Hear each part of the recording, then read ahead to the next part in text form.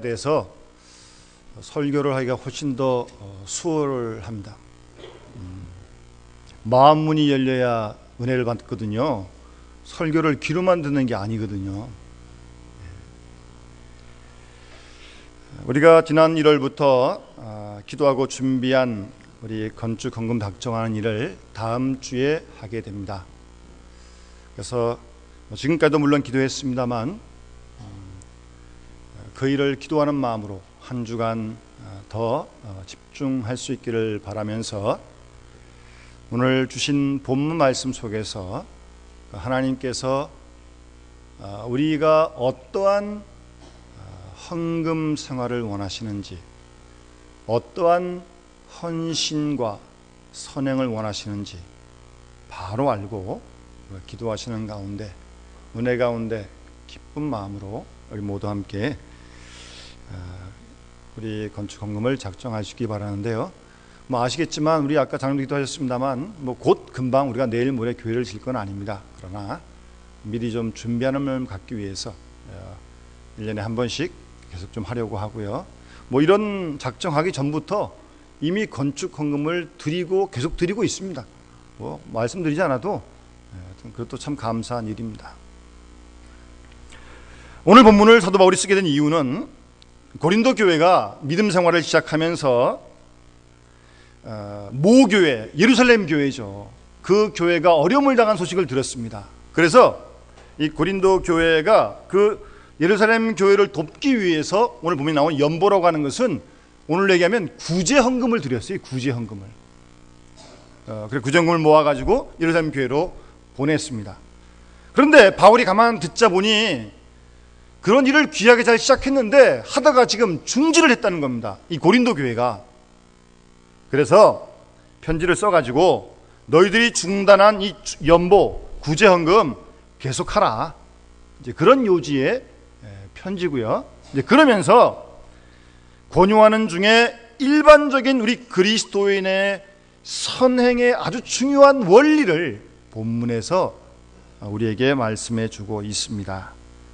우선 본문에 그런 표현은 안 나옵니다만 이 본문 속에 전반적으로 흐르고 있는 분위기는 어쨌든 그리스도인의 선행이 모두에게 유익한 것이다 라고 하는 그런 배경이 짙게 깔려 있습니다. 구제라고 하는 것은 내가 구제하면 누구는 손해보고 누구는 이익보고 그런 게 아니고 구제하는 사람이나 구제받는 사람 모두가 다 그들에게 유익하다. 그리고 그 구제를 통하여 하나님이 영광을 받으신다. 그런 기본적인 배경이 본문에 깔려 있습니다. 그러니까 이 구제라고 하는 그리스도인의 선행은 아주 모든 것보다도 높고 가장 유익한 그런 것이다. 그런 말씀을 지금 하고 있는 것입니다. 여러분, 우리가 어떤 선행은요, 구체적으로 누구에게는 도움이 되고 누구에게 도움이 안 될 수도 있고, 어떤 우리의 말이 누구에게는 그 말이 도움이 되지만 누구에게는 그 말이 도움이 안 될 수 있습니다. 그러나 구제하는 일은 그렇지 않다는 겁니다. 구제하는 일은 모두에게, 하는 사람이나 받는 사람이나 유익하고 특히 그 구제가 하나님께 영광이 된다는 겁니다. 그러니까 어느 누구도 손해보는 사람이 없다는 겁니다. 이 사실을 우리가 잊지 말아야 합니다. 사실 그리고 이런 원리를 우리가 알고 믿는다면 구제하는 일에 주저할 필요가 없는 거죠. 우리가 왜 구제할 마음을 갖다가도 잘 못해요? 손해본다는 생각이 드니까. 그런 생각이 드니까 우리가 잘 못할 때가 있잖아요. 그렇지 않다는 겁니다. 받는 자보다 주는 자가 더 이익을 보는 것입니다. 더 많은 득을 보는 것입니다. 여러분, 주님 말씀을 사도 바울이 인용할 말씀이 딱 한 말씀이 있는데 따라합시다. 주는 것이 받는 것보다 복이 있다. 아멘. 주는 것이 받는 것보다 복이 있다. 사도 바울이 유일하게 인용한 예수님의 말씀입니다. 사도행전 20장 35절 말씀인데요. 여러분, 주는 것이 받는 것보다 복이 있습니다. 주께서 우리에게 하신 말씀이에요. 여러분, 어떤 사람은요, 남의 것을 자꾸 빼앗고 가지고 이렇게 그렇게 해야 만족하는 사람이 있는데, 사실 그런 사람은 불행한 사람입니다. 예? 그것이 자신에게도 해가 되고 자신뿐만 아니라 자기 자손 만대까지 해를 끼친다는 사실을 모르기 때문에 그런 거예요. 우리가 신앙적으로 보면 선행이라고 하는 것은 아주 자연스러운 일이고, 그리고 우리에게 복이 되며 우리 모든 자손들에게까지 복이 되는 것이 바로 귀한 선행입니다. 그러니까 주는 것이 받는 것보다 복이 있다고 그렇게 주께서 말씀하신 거 아니겠습니까? 그런데 이런 말씀을 하시면서 사도 바울은 여기서 농사의 이치를 말씀하십니다. 농사의 이치요. 그래서 오늘 본문에 보시면 6절 말씀에 적게 심는 자는 적게 거두고 많이 심는 자는 많이 거둔다. 옳은 말씀이죠? 농사의 이치가 그런 거 아닙니까? 적게 심으면 적게 거두는 거고 많이 심으면 많이 거두는 겁니다. 우리가 선행을 하는 이치가 바로 농사하는 이치와 같다는 말씀이에요. 어떤 종자가 아깝다고 이 종자를 안 뿌려요. 안 뿌려 갖고 있으면 뭐 그대로 썩거나 그러고 마는 겁니다. 그러나 아까운 종자지만 그걸 뿌리면 거기서 열매를 맺는 거 아니겠습니까? 여러분, 농사하는 사람들이 파종을 할 때 종자를 아까워하는 사람 어디 있습니까? 그런 사람 아무도 없어요. 뿌리면 뿌릴수록 더 많이 거두니까요. 그러니까 막 힘이 들도록 종자를 뿌리는 거 아니겠어요? 저는 농사를 짓지 않아서 잘 모릅니다만, 여러분, 이 조라는 거 있잖아요. 조, 곡식 중에. 요즘 좁쌀밥을 잘 안 먹던데요. 근데 그 조는요, 하나를 뿌리면 굉장히 많이 수확됩니다. 그죠? 거기에 비해서 마늘은 한쪽을 심으면 그 한쪽에서 6개 내지 8개 쪽이 나옵니다. 6쪽 마늘, 8쪽 마늘 이렇게 나오는 거예요. 그러니까 그런 비례로 보면 마늘은 사실 하나 뿌리면 많이 안 나오는 거예요. 근데 조는 하나를 뿌리면 많이 거두는 거죠.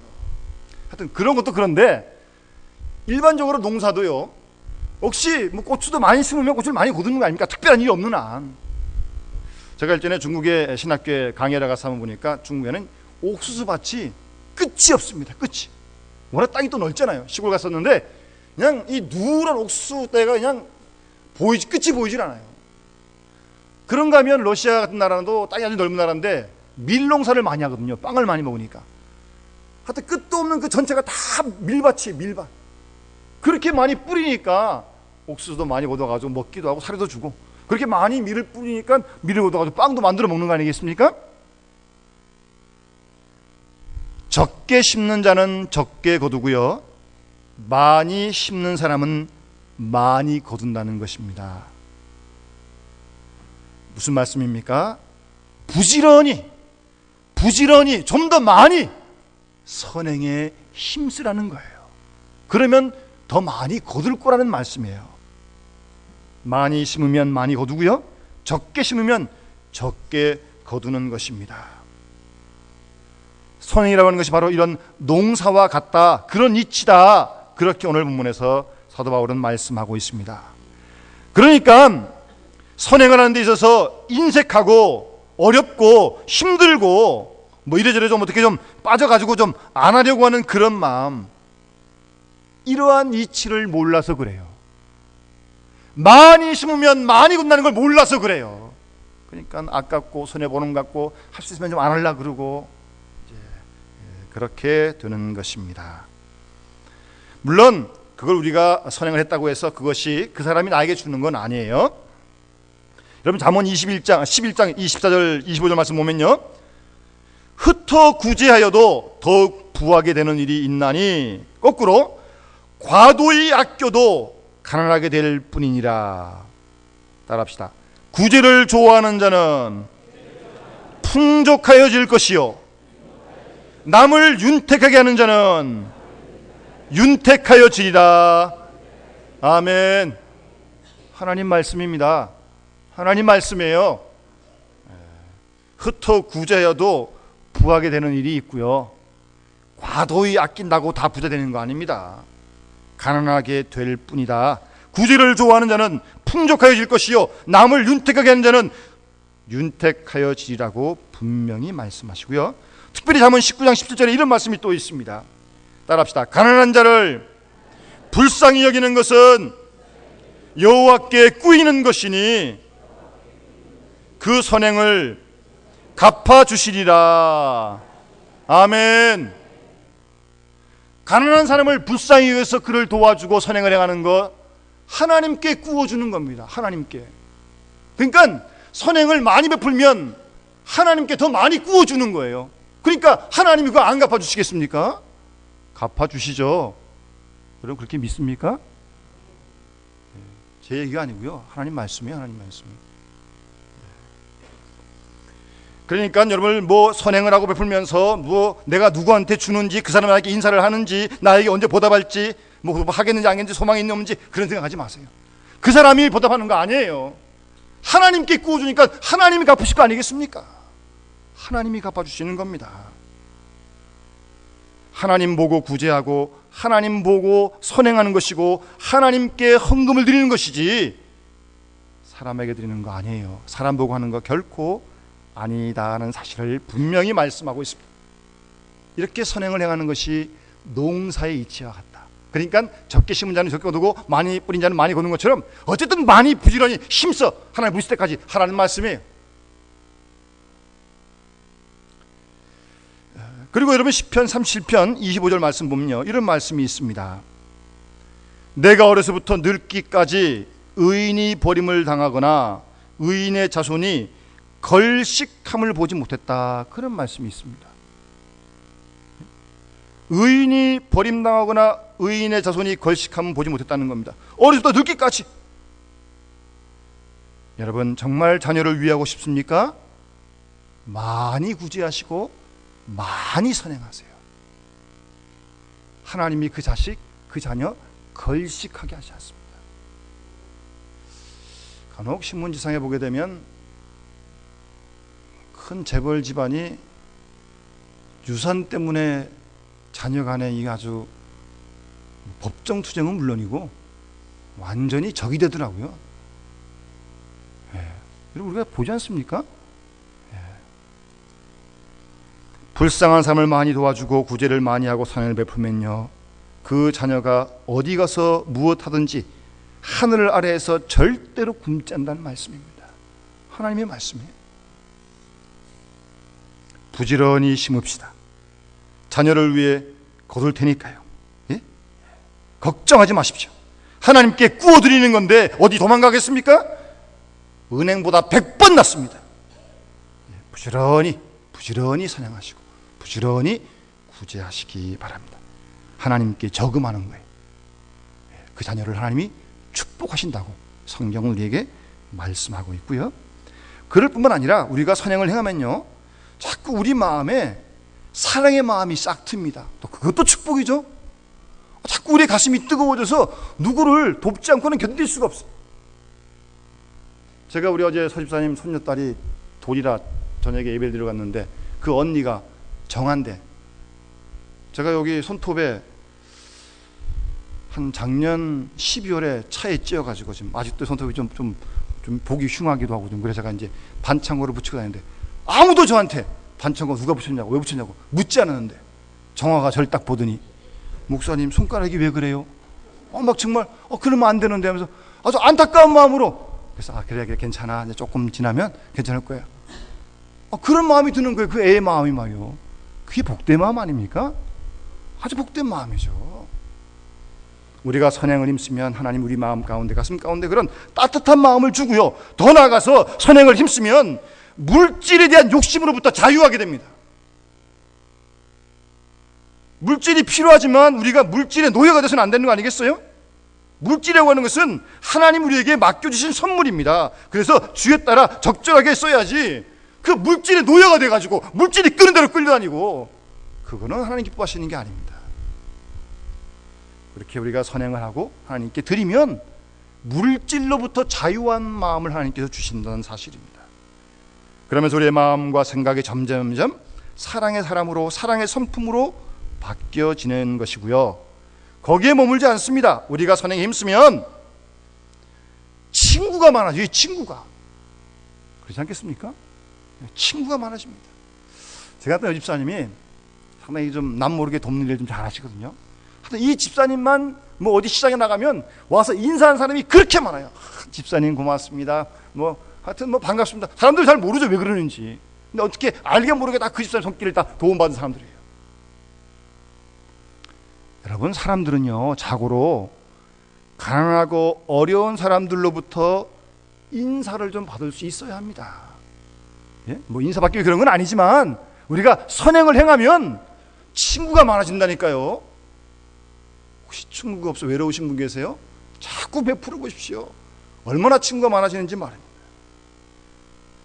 구제를 많이 하면 모든 사람과 인간관계가 아주 원만해집니다.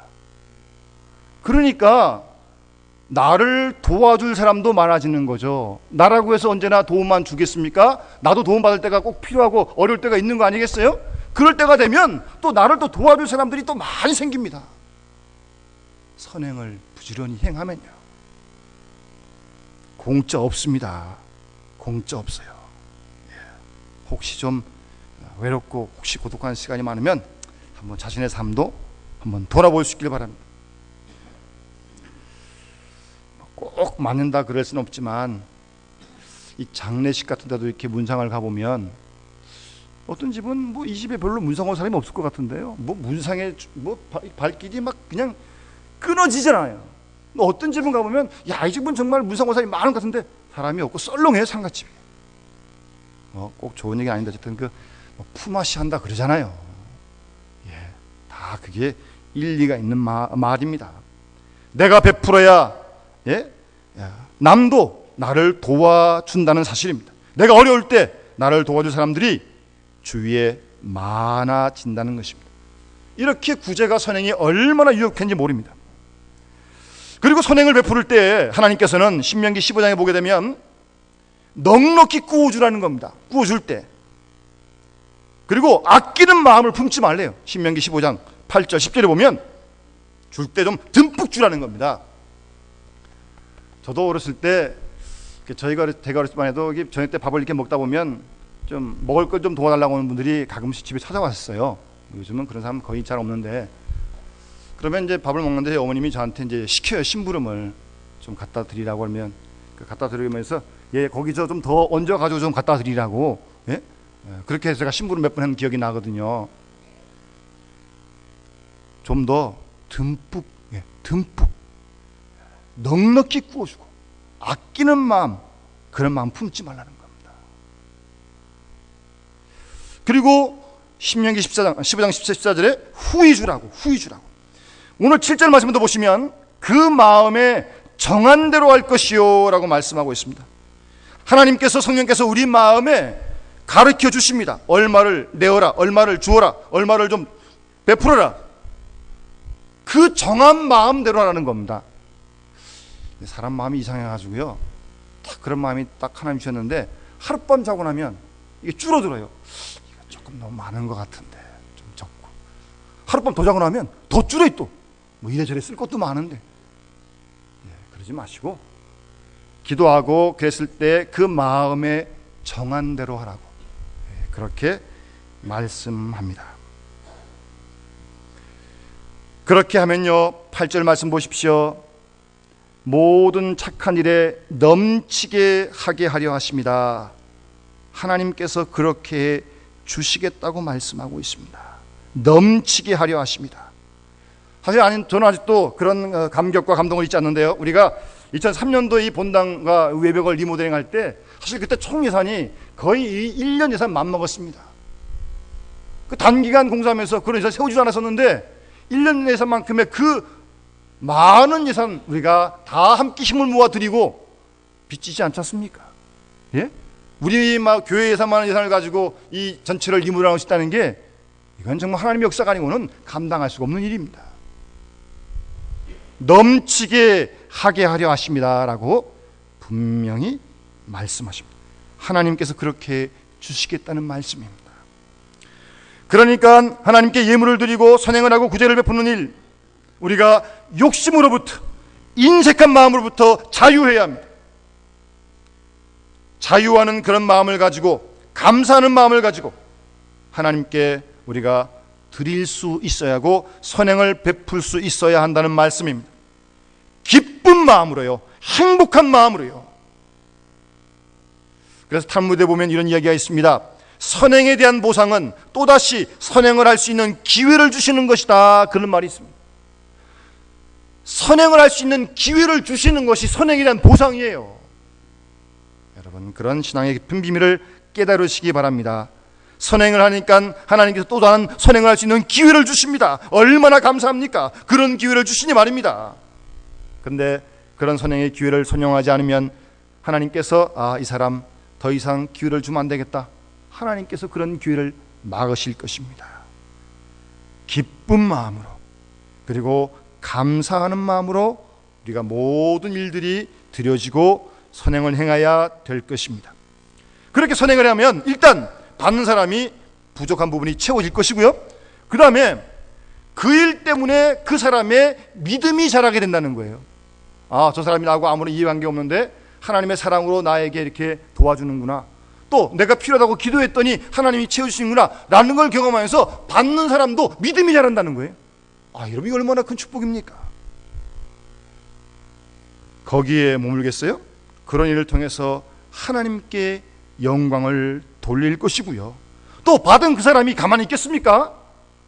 그리스도의 사랑으로 베푼 자를 위해서 기도할 거 아니겠습니까?